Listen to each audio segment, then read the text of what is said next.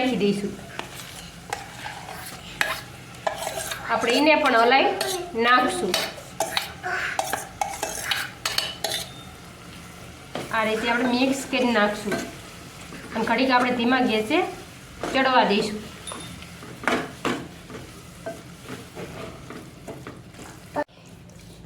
આપણું ભરથું એકદમ રેડી થઈ ગયું છે। હવે આપણે નીચે ઉતારી લઈશું। તો ગેસ બંધ કરી નાખશું, આપણે નીચે ઉતારી લઈશું। આપણું આ ભરથું એકદમ તૈયાર થઈ ગયું છે। હવે આપણે લીલા ધાણા નાખી દઈશું। આપણે એને મિક્સ કરી લઈશું। જય માતાજી।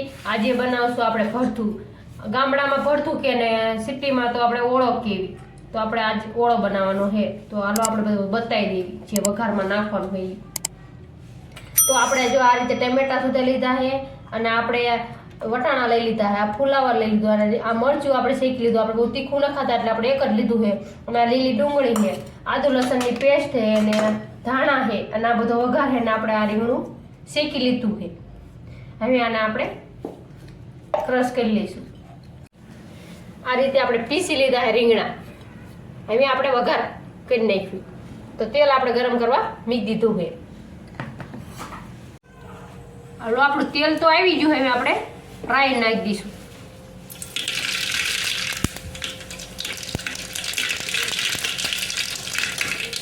રાઈ ફૂટે પછી આપણે હિંગ નાખી દઈશું। હવે આપણે ટમાટાનો વઘાર કરી નાખશું।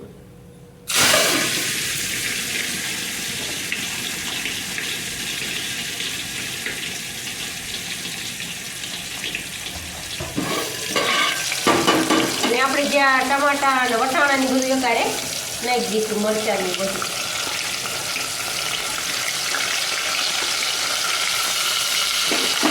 આમાં લીલું લસણ પણ નાખી શકો, ખાતા હોય લીલું લસણ નાખીએ। આપણે તો આદુ લસણની પેસ્ટ બનાવી એટલે આપણે એ નાખીએ।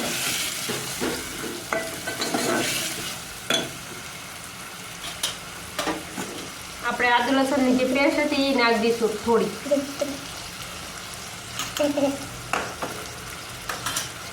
હવે આપણે હલાવી લઈશું આ રીતે। હવે આપણે તેલમાં ઘડીક સડવા દઈશું। અને તમે કેવી રીતે રીંગણાનો ઓળો બનાવો એ કોમેન્ટમાં કહેજો જરૂર ને જરૂર। આપણે વટાણા, ફુલાવર ને ટમેટા તો અસલ મજાના ચડી ગયા છે। અને આપણે થોડીક આપણે આવડી આ ડુંગળી સુધાર્યું તે આપણે નાખી દઈશું એટલે એ ચડી જાય ને રે। અને મેં હળદર, મીઠું ને આ જીરું ધાણા જે નાખવાનું એ આપણે અંદર નાખી દઈશું ત્યારે તે અત્યારે હલાવી લઈશું આ રીતે।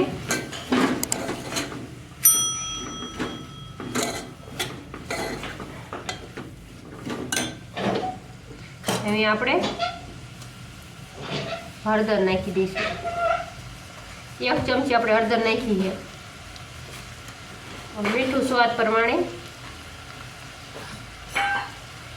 અને ધાણા જીરું 1 ચમચી આપણે નાખી છે। મસાલો ને આપણે ડુંગળી ચડી જાય ને પછી આપણે અંદર નાખશું। ત્યાં સુધી આપણે સડવા દઈશું આને। આપણે એકદમ સડી જાય, ડુંગળી અસર સડી જાય છે, વટાણાની બધું અસર ચડી ગયું। આપણે હવે આપણે લાલ મરચું છે એ નાખી દઈશું। જેવું તીખાશ ખાતા હોય પ્રમાણે નાખવાનું।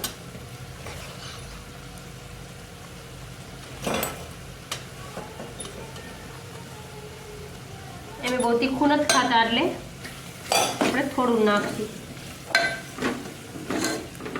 આપણે એને હલાવી નાખશું।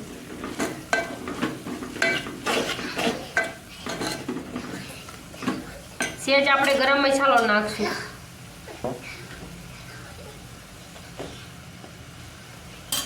એને પણ હલાવી નાખશું આપણે।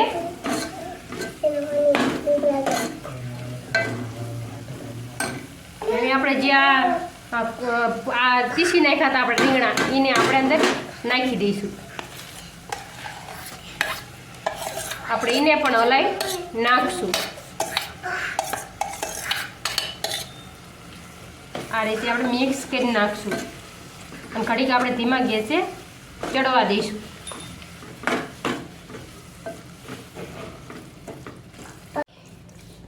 આપણું ભરથું એકદમ રેડી થઈ ગયું છે. અહીં આપણે નીચે ઉતારી લઈશું. ગેસ બંધ કરી નાખશું, આપણે નીચે ઉતારી લઈશું. આપણું આ ભરથું એકદમ તૈયાર થઈ ગયું છે. હવે આપણે લીલા ધાણા નાખી દઈશું. આપણે એને મિક્સ કરી લઈશું.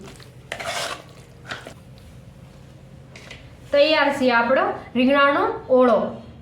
જો તમને આ રેસીપી અમારી ગમી હોય તો લાઈક કરો, શેર કરો અને અમારી ચેનલને સબસ્ક્રાઈબ કરો. બેલ આઇકન દબાવવાનું ના ભૂલતા. કમેન્ટ કરજો તમને કેવો લાગ્યો રીંગણાનો ઓળો.